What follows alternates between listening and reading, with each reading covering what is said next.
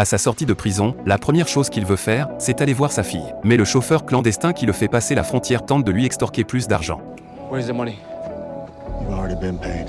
I want everything.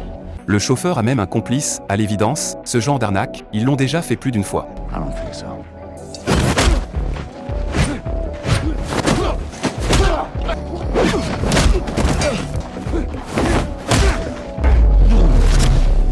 Chris n'a pas eu besoin de faire beaucoup d'efforts.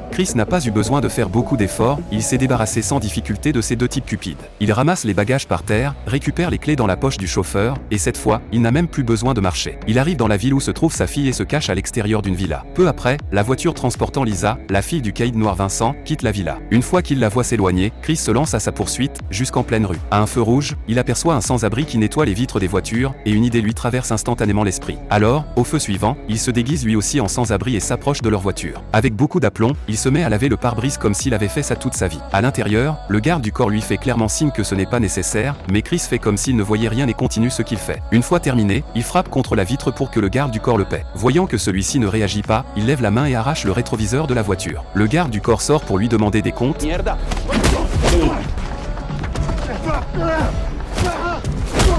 Et Lisa en profite pour sortir du véhicule et s'enfuir en courant. Après avoir mis le garde du corps hors d'état de nuire, Chris prend aussitôt le volant de leur voiture et se lance à sa poursuite. Peu de temps après, il lui barre la route. Lisa panique, complètement désemparée, et se met à courir dans la direction opposée. Chris la rattrape, la ramène de force, puis la fourre dans le coffre de la voiture. Une seconde avant que le garde du corps n'arrive, il démarre en trombe.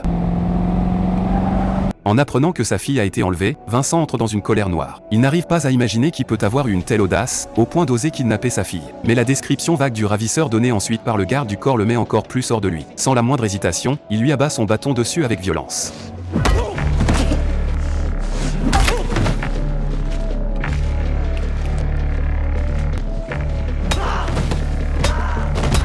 Vincent ordonne à ses hommes de faire circuler l'information et lance une récompense pour toute piste concernant sa fille. Mais il ignore que Chris, lui, est déjà en train de quitter la ville avec Lisa à bord. Tout au long du trajet, Lisa ne tient pas en place et ne cesse de frapper contre le coffre. À bout de nerfs, Chris est obligé d'arrêter la voiture pour ouvrir le coffre et lui donner un avertissement.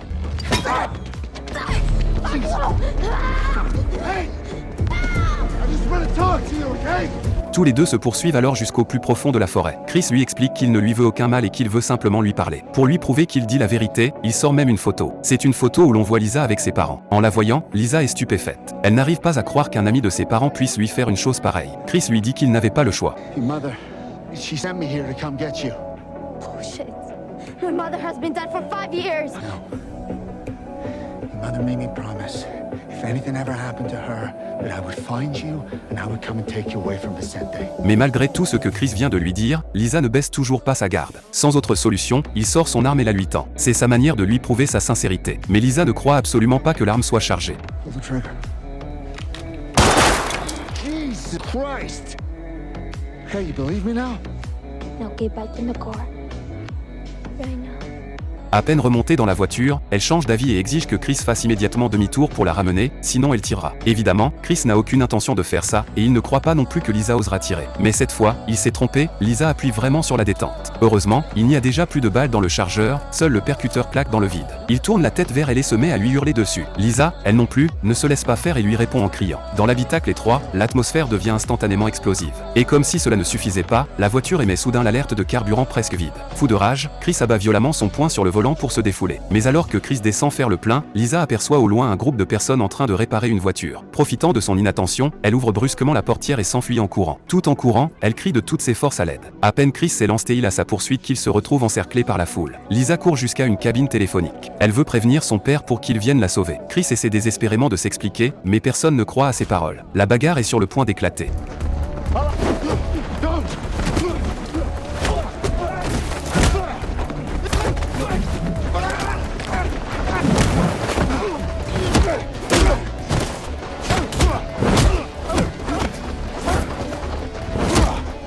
Pendant qu'il met tout le monde à terre, Lisa parvient finalement à joindre son père. Vincent s'apprête à demander à sa fille où elle se trouve, mais Chris interrompt brutalement leur conversation. Lisa est de nouveau forcée de monter dans la voiture. Pour l'empêcher de recommencer, Chris lui attache les mains. Mais cela ne suffit toujours pas à la calmer. Chris la met en garde, si elle ne se tient pas tranquille, il la remettra dans le coffre.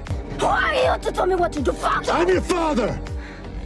Cette menace a un effet immédiat. Lisa reste figée sur place. Chris lui dit que c'est lui, son véritable père. Même si Lisa a encore du mal à y croire, tout au long de ce trajet, peu importe ce qu'elle a fait pour se débattre, Chris n'a jamais levé la main sur elle. Peut-être que ce qu'il dit est vrai. Chris l'emmène dans un restaurant. Et, fait rare, Lisa ne résiste pas. Même s'il sait désormais que sa fille est encore en vie, Vincent n'a toujours aucune idée de l'endroit où elle se trouve. Il est fou d'inquiétude. Mais il ignore que son assistant a secrètement transmis cette information au tueur rival Corvo. À l'époque, pour une raison inconnue, Vincent a gravement blessé Corvo, qui a même perdu un bras. Depuis ce jour, les deux hommes sont devenus des ennemis jurés. Or, l'assistant nourrit justement l'ambition de remplacer Vincent à la tête du gang. Il compte donc profiter de cette occasion pour laisser Corvo s'emparer de Lisa, puis éliminer Vincent, afin de balayer tout obstacle à sa propre ascension. Quel plan minutieusement calculé. Pendant le repas, Lisa demande à Chris: « Puisque tu dis être mon père, où étais-tu pendant toutes ces années ?» Chris est mal à l'aise, mais finit tout de même par lui avouer qu'il était en prison pendant tout ce temps. Mais quand Lisa lui demande pourquoi, Chris ne répond pas. Au lieu de cela, son regard se pose sur le collier de diamants qu'elle porte autour du cou. C'est celui qu'il avait offert à sa mère pour son anniversaire, autrefois. À peine Chris évoque-t-il sa mère que la nostalgie submerge aussitôt Lisa. Elle ne comprend pas pourquoi sa mère s'est suicidée à l'époque. Mais Chris lui dit que ce n'est probablement pas ce qui s'est passé. Selon lui, il est très possible que sa mère ait été tuée par Vincent. À ces mots, Lisa explose de colère. Elle pense que Chris est en train de lui mentir. Vincent ne pourrait jamais faire une chose pareille. Mais à peine a-t-elle fini sa phrase qu'un bruit de culasse qu'on arme retentit soudain à côté d'eux. Un groupe d'hommes entièrement armés vient d'apparaître.